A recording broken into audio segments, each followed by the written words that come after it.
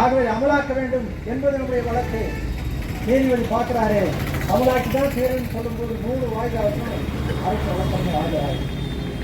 அதான் நம்முடைய பொதுச்செயலாளர் சொன்னார், கட்பார் சொன்னாரு, ஒவ்வொரு வாய்தாவுக்கும் 20,000 செலவு, 3 வாய்தாவுக்கு 60,000 வழக்கறிஞருக்கு வழக்கிற்கு சென்னையிலிருந்து அவர் வரணும். ரயிலில் டிக்கெட் இல்லைன்னா ஃப்ளைட்டில் வரணும். ஒவ்வொரு வாய்தாவுக்கும் 20,000 ரூபாய் செலவு பண்ணி அவரை மதுரை வச்சு மதுரை கொண்டு வந்து வாழ வச்சோம். கேட்டார், நீதிபதி கேட்டார், ஏற்றுக்கொள்ள முடியாது. என்ன அஜய், நேற்று எவ்வளோ செலவு பண்ணீங்க? டிக்கெட்டுக்கு 20,000 ரூபாய் செலவு. அரசு வழக்கறிஞர் சொன்னார், அந்த 20,000 அவருக்கு கொடு, நீதான் வாய்தா வாங்கின, அந்த 20,000 அவருக்கு கொடு அப்படின்னு சொன்னார். நம்முடைய வழக்கறிஞர் அதெல்லாம் வேண்டாங்க, பார்த்துக்குவாங்க, எங்கள் பார்ட்டி என்னுடைய கட்சிக்காரர் எனக்கு கொடுத்துருவாரு, அதனால் அவங்க காசு வேண்டாம் அப்படின்னு சொல்லிட்டாரு. கடைசியில் 8ஆம் தேதி அன்றைக்கு இறுதி வாய்தான்னு சொல்லியிருக்காரு உத்தரவுக்காக. அப்போ அந்த உத்தரவு வருகிற போது நம்முடைய தொழிலாளிகளுடைய ஒப்பந்த உயர்வு எல்லாம், ஒப்பந்தத்தில் ஏற்பட்ட உயர்வு எல்லாம் நம்முடைய ஓய்வூதியர்களுக்கு வாங்கி தருவதற்கான நடவடிக்கையை நம்முடைய அமைப்பு 2012 இன்னைக்கு 2025 13 ஆண்டு காலம் தொடர்ந்து நடத்தியிருக்கிறோம்.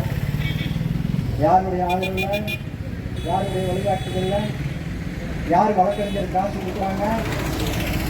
நம்ம தானே பண்ணோம். நம்முடைய தொழிலாளிகளுடைய காசு தானே, 46,000 தொழிலாளிகளுடைய காசு தானே அது. திண்டுக்கல்ல கூட்டம் போட்டாங்க, பேசினாங்க. தேவை யார் அப்பனோட்டு சொத்து கேட்டாங்க. நாங்க சொல்றோம், யார் அப்பனோட்டு சொத்து இல்லை. இன்றைக்கு இந்த அமைப்பில் இருக்கிற 51,000 தொழிலாளிகளுடைய சொத்து இந்த ரேவா அமைப்பு என்று நான் யாருடைய அப்பனோட்டு சொத்து நீங்க எடுத்துட்டு போவதில்லை, நான் எடுத்துட்டு போவேன். ஏற்கனவே இருக்கிற தொழிலாளிகள் ஓய்வு பெற்று நடத்துறதில்லை. நம்முடைய சகோதரிகள், நம்ம சகோதரிக்கு நாமெல்லாம் பணியில் இருக்கிற பொழுது, நம்ம உயிரோடு இருக்கிற வரைக்கும் அவங்களுக்கு ஏதாவது சொல்லியிருக்கிறோமா? இதுதான் கேட்டு, இதுதான் ஹெட் ஆஃபீஸு, நான் இல்லைன்னா நீ இங்கே தான் போகணும், இந்த சங்கத்துக்கு போனால் தான் உதவி செய்வாங்க. யாராவது ஒத்த தொழிலாளி சொல்லி கொடுத்துருப்பாங்களா?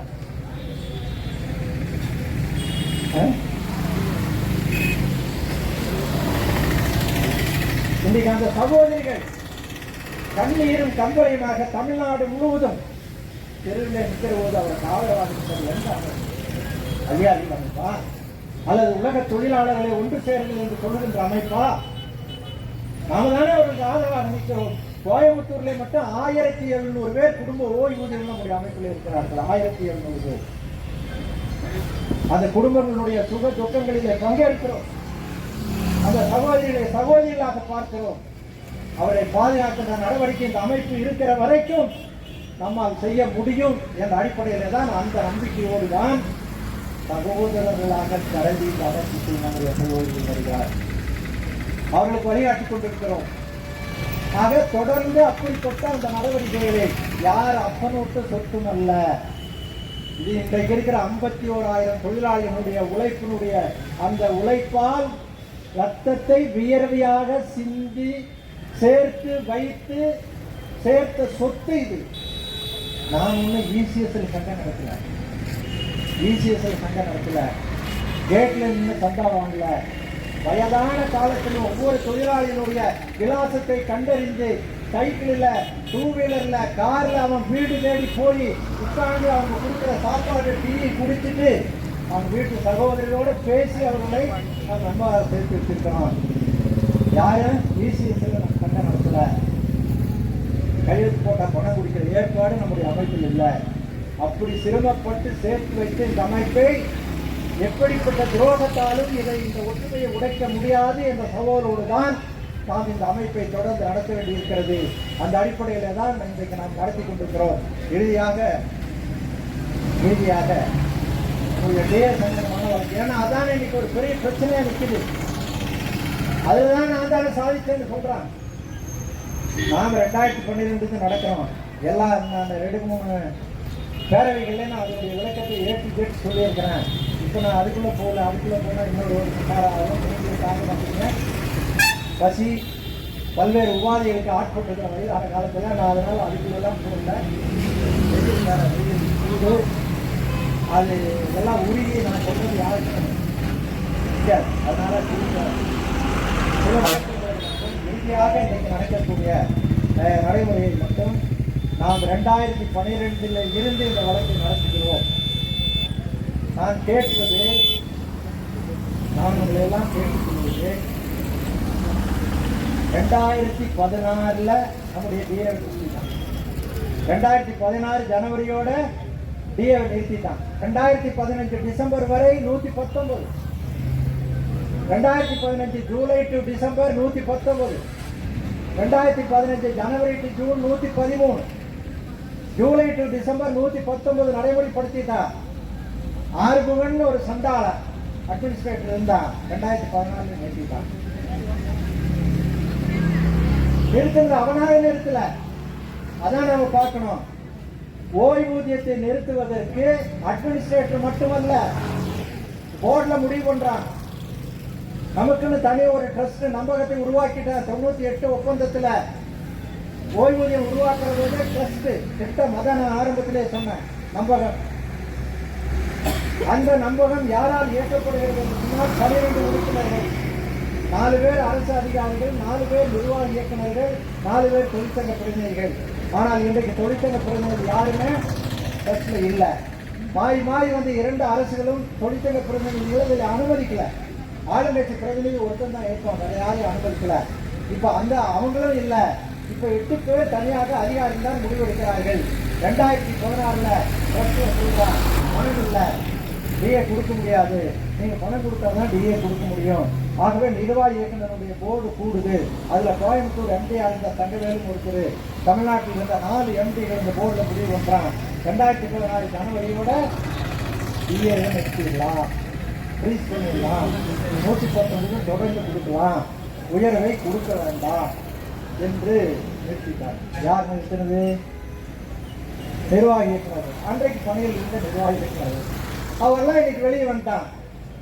வெளியே வந்த நிர்வாக இயக்குனர் 2016 பஞ்சப்படி நிறுத்துவதாக தீர்மானம் போட்டு நிறுத்திவிட்டு வந்த நிர்வாக இயக்குனர் மதுரை உயர் நீதிமன்றத்தில் வழக்கு போடுறார். என் பணியில் இருக்கிற போது கொடுத்தா அரசாங்கத்தை ஏற்று மந்திரி ஏற்று போராடுவதற்கு முதுகெலும்பு இல்லையா அவனுக்கு?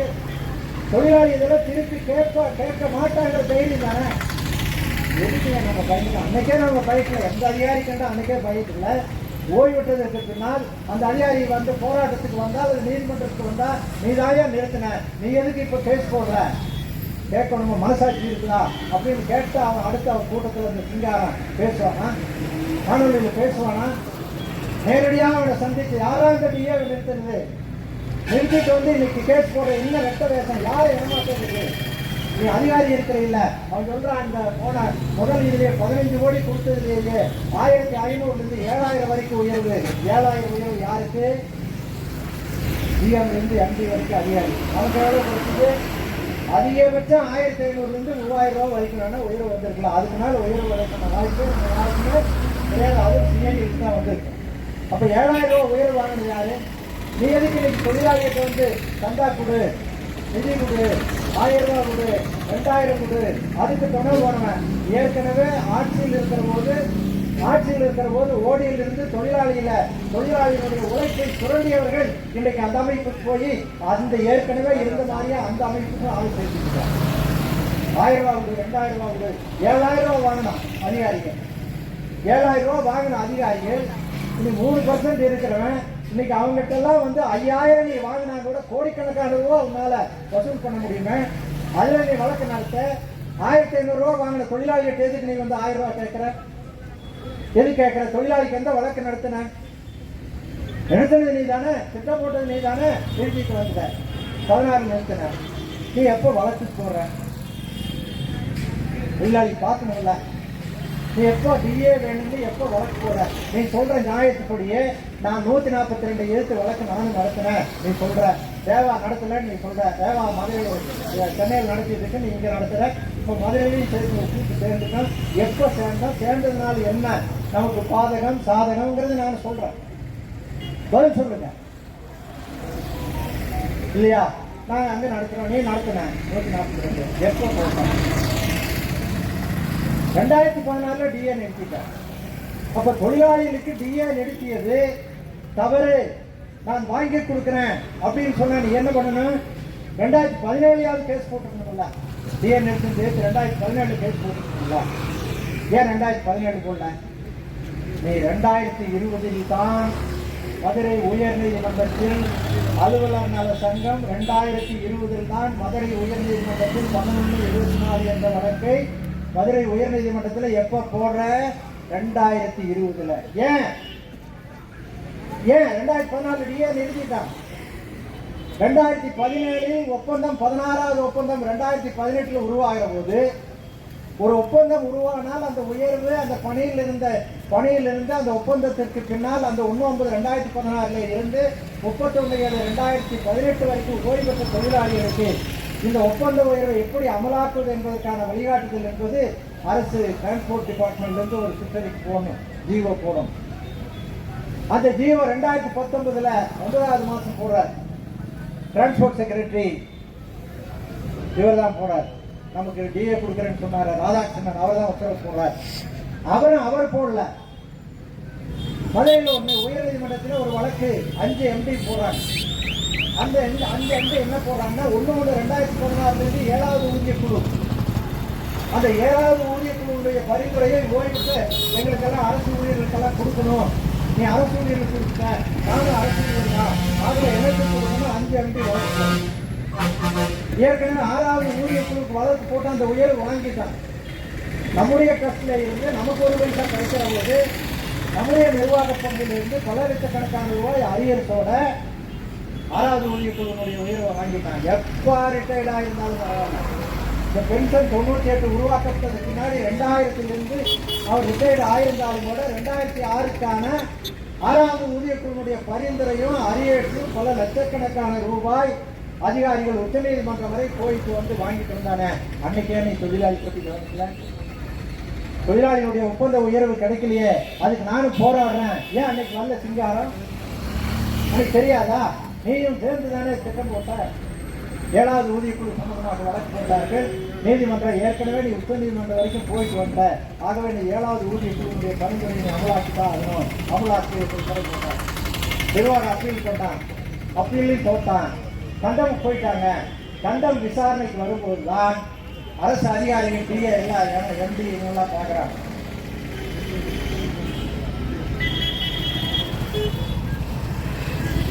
அதிகாரிகளை பார்க்குறாங்க. இந்த ஒப்பந்த உயர்வு 2016 அமலாக்கம் அரியர் கொடுக்கணும். அதே மாதிரி ஒப்பந்த உயர்வு 19/2016 தொழிலாளிகளுக்கான அந்த ஒப்பந்த உயர்வு 18 வரைக்கும் கொடுக்கணும். எவ்வளவு செலவாகும்? இதுக்கு என்ன பண்றது?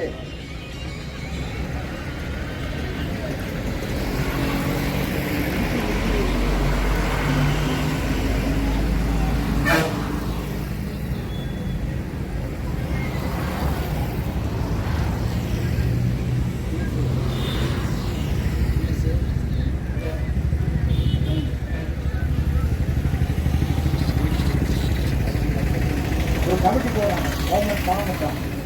எப்போதுமே அந்த கமிட்டி தான் சிபாரிசு பண்ணுவாங்க. யாருக்கு களத்தில் கட்டி வைக்கிறதுன்னு முடிவு பண்ணது அந்த கமிட்டி தான். இப்போ 2016 ஒப்பந்தத்தை அமலாக்கிறதுக்கு அரசு ஒரு கமிட்டி ஃபார்ம் பண்ணுறோம். 9 பேர் அதில் இருக்கிறாங்க. 9 பேரில் 6 பேர் எம்பி, 3 பேர் அரசு அதிகாரிகள். இப்போ ரிட்டையர்ட் ஆகி வந்திருக்கிற எம்பி தான் உட்காந்து கணக்கு போடுறாங்க. உட்காந்து கணக்கு போட்டு என்ன பரிந்துரை பண்ணுறாங்கன்னா, ராதாகிருஷ்ணனுக்கு என்ன பரிந்துரை பண்ணுறாங்கன்னா, 1/1/2016 ரிட்டையர்ட் ஆன அதிகாரிகளுக்கு அவர்களுக்கு எதிர்வருகிற தேதியிலிருந்து 2017 இருந்து அவங்களுடைய பேசிக்கை உயர்த்தி பென்ஷனை தீர்மானித்து இந்த உத்தரவு தேதியில இருந்து பென்ஷன் உயர்த்தி கூட அறிய கிடையாது. சம்பள அறிய கிடையாது. புரிஞ்சு வச்சா சம்பள அறியத்தானா? அதே மாதிரி அதிகாரிகளுக்கு 1/1/2016 அவருடைய பேசிக்கை உயர்த்து 7வது தேதி அடிப்படையில். ஆனால் ரெட்ராஸ்பெக்டிவ் உயர்வாக எந்த உத்தரவு என்றைக்கு வருதோ அன்றையிலிருந்து அவருடைய ஓய்வூதியத்தை உயர்த்திக்கொண்டு அரியர் கிடையாது, ஓய்வூதிய அரியர் கிடையாது, ஒப்பந்த உயர்வும் கிடையாது, லீவு காசு உயர்வும் கிடையாது, எதுவும் கிடையாது, பென்ஷனை மட்டும் உயர்த்திக்கொடு அப்படின்னு உத்தரவு. 3வது ஷரத்து, டிஏ இன்றைக்கு நடைமுறையில் இருக்கிற 5% தொடரும் என்று அந்த 142 ஜிஓல ஃப்ரீஸ் பண்ணிட்டார். ஜிஓவை ஃப்ரீஸ் பண்ண சொல்லி யார் வழிகாட்டினது? 8 எம்பிக்கள், 4 அரசு அதிகாரிகள். வழிகாட்டித்தான் டிஏவை 5% ஃப்ரீஸ் பண்றான். இவன் உடனே கோர்ட்ல வந்து நான் கேஸ் போடுறேன்னு சொல்றான். இந்த ரிட்டர்ன் ஆக்கி தொழிலாளி எப்ப நம்ப போறாங்கன்னு நமக்கு தெரியாது. டிஏவை ஃப்ரீஸ் பண்ணிட்டான். அப்பதான் 19 டிஏவை ஃப்ரீஸ் பண்ண வரைக்கும் தான். அது வரைக்கும் எப்படி நம்ம தொழிலாளி மலக்கப்படுத்தி அரசாங்கம் கொடுத்துருவான், நாம கேஸ் போட்டு வாங்கி கொடுத்தா நம்ம கண்ணுக்கு தெரியல, தானா அரசு கொடுத்துருவான்னு நினைச்சிட்டு இருந்தேன். அதே மாதிரி இந்த அதிகாரி என்ன கனவு கண்டுட்டு இருந்தாங்கன்னா 6வது ஊதிய குழுவை உச்ச நீதிமன்றம் போய் அமலாக்க வச்சுட்டான். இப்பவும் கேஸ் போட்டு உத்தரவு போட்டு கண்டெம்ப்ல இருக்கு. ஆகவே நமக்கு டிஏ தானா வந்துடும், நாம கோர்ட்டுக்கு போக வேண்டியதில்லை என்று இருந்தாங்க. வேட்டு வச்சாரு. வடிவேல் சொன்ன மாதிரி வச்சாண்டா ஆப்புன்னு சொன்ன மாதிரி 142 ஜிஓல 2019 ஆப் வச்சதுக்கு பின்னாடி தான் இந்த அதிகாரிக்கு டிஏ ஃப்ரீஸ் பண்ணிட்டா நீங்கள் கோர்ட்டுக்கு போகணும்னு சொல்லி 1147 வழக்கு 2020 போடுறாங்க. அந்த அபிடவிட்ல முந்தாள் தான் அந்த உத்தரவு 2/3/2023 நீதிபதி தண்டவாணி அவர்கள் போட்ட அந்த உத்தரவு முழுசுமா படித்து பார்த்தா ஒரு இடத்துல கூட தொழிலாளி சம்பளமாகவோ தொழிலாளிகளுடைய பிரச்சனையாகவோ அந்த இதுல உத்தரவு இல்லை. நான் கொடுக்குற காப்பி எடுத்து எந்த வக்கீலுக்கு ஏன்னா நான் சொல்றது சரியா அதிகாரி சொல்றது சரியா என்பதை உரைகளில் உரசி பார்த்து முடிவெடுக்க வேண்டிய இடத்துல நீங்க இருக்கிறீங்க. அதனால என்ன உண்மைன்னு நீங்க தெரிஞ்சுக்கணும்னா அந்த தீர்ப்பை வாங்கிட்டு எந்த அதுல 7வது ஊதிய குழு சம்பந்தமாக இறுதி வரை பேசப்படுகிறதே ஒழிய அரசு வழக்கறிஞர் மட்டுமல்ல, அவருடைய அதிகாரியுடைய வழக்கு அஜ்மல் கான் அசோசியேட், அதனுடைய தலைமை வழக்கறிஞர் அஜ்மல் கான் இறுதியில் அவர் வாதத்தில் அரசாங்கத்துக்கு ஒன்றும் பெரிய செலவு இல்லை, வெறும் 15 கோடி தான் மாசத்துக்கு செலவு, 750 பேர் தான் நாங்கள் இருக்கிறோம், 15 கோடி மட்டும் நீங்க கொடுத்தா போதும், எங்களுக்கு டிஏ கிடைச்சிடும் என்றுதான் இறுதியாக வாதம் வைத்தார். அப்ப அரசு வழக்கறிஞர் ராமன் குறிப்பிட்டு பேசினாரு. குறிப்பிட்டு பேசி இவரான 96,000 பேர் ஓய்வு பெற்றார். டிஏ உயர்த்தினால் 96,000 பேருக்கு தான் உயர்த்த முடியும். அரசாங்கத்திற்கு மாதம் 75 கோடி செலவு ஆகும். அவ்வளவு பெரிய செலவை அரசு ஏற்றுக்கொள்ள முடியாது. ஆகவே டிஏ உயர்த்துவதற்கு வழி இல்லைன்னு அவர் வாதாடுறாரு. அவர் என்ன சொல்றாரு, அரசு வழக்கறிஞர் என்ன சொல்றாரு, உனக்கு மட்டும் கொடுக்க முடியாது, நீ என்ன கேட்கிற, எனக்கு மட்டும் கொடு, 750 பேருக்கு மட்டும் கொடு, 15 கோடி தான் செலவு என்று நீ வாதத்தை நீதிமன்றத்தில் வைக்கிறீங்க. ஆனால் அரசு வழக்கறிஞர் அப்படி வைக்க முடியாது, 96,000 பேருக்கும் கொடுக்கணும், அரசாங்கத்துக்கு பணம் இல்லை என்று வாதத்தை வைக்கிறார். அந்த வழக்கில் அரசு தரப்புல வாதம் வைக்கும் போது ஏற்கனவே நான் சொன்னேன், பிஆர்பிஎஃப் 92 உருவாக்கப்பட்டது. 2006 வரை அதிகாரிகள் அதில் பணம் செலுத்தல, அவங்களுக்கு கிடையாது. 2006 வர்றாங்க, அரசாங்கத்து கூட பேசுறாங்க, டிரான்ஸ்போர்ட் செக்ரட்டரி அமைச்சர்கிட்ட பேசுறாங்க, எங்களுக்கு வந்து இந்த அரசு டிரான்ஸ்போர்ட் தானே எங்களுக்கு சம்பளம் கொடுக்குது, ட்ரஸ்ட் எங்களுக்கு ஏற்று தானே, அதனால நாங்களும் பிஆர்பிஎஃப்ல நாங்கள் சேர்ந்துக்கிறோம். எப்போ 2006 நமக்கு எப்படி அமலாகுது 92. அப்போ 2006 அவங்க சேரும்போது இதுக்குண்டான வட்டியும் கூட நாங்கள் சேர்த்து கொடுத்துறோம், எங்களையும் அதில் சேர்த்துக்க, எதுக்கு இந்த 300 மாநிலத்தில் 670 தொழிலாளிகளோடு நாங்களும் சேர்ந்துக்கிறோம்னு 2006 பேச்சுவார்த்தையோடு நடத்தி அதை சேர்ந்தாங்க அதிகாரி. அது மட்டுமல்ல, இதெல்லாம் நான் சொல்லல, நீதிமன்றத்தினுடைய அந்த 1147 2/3/2023 தண்டவாணியுடைய தீர்ப்பினுடைய அபிடவிட்ல இருக்கு. என்ன சொல்றாருன்னா, அரசு வழக்கறிஞர் என்ன சொல்றாருன்னா, நீ வந்து அரசு ஊழியர் நீ சொல்ற, நீ அரசு ஊழியர் இல்லை, அரசு ஊழியர் பேட்டன் சம்பளம் வாங்குற ஆளு நீ. அரசு ஊழியர் என்று சொன்னால் சர்வீஸ் கமிஷன் எழுதி பாஸ் ஆகி நீ அரசு ஊழியர் ஆயிருக்கணும். நீ சர்வீஸ் கமிஷன் எழுதல, ஆகவே அரசு ஊழியர் என்ற தகுதி உனக்கு கிடையாது. ஆகவே அரசு ஊழியனுடைய ஓய்வூதியத்தை நீ கேட்பதற்கு உனக்கு தகுதி இல்லை. அரசு ஊழியனுடைய ஓய்வூதியத்தினுடைய சலுகைகளை உனக்கு அமலாக்க முடியாது, நீ அரசு ஊழியன் இல்லை என்று அபிடவிட்ல எழுதி வச்சிருக்காரு. வாங்கி சொல்றாரு, நான் சொல்லுவேன், நீதிமன்றத்தினுடைய அபிடவிட் அரசு ஊழியர் இல்லை, அமலாக்க முடியாது.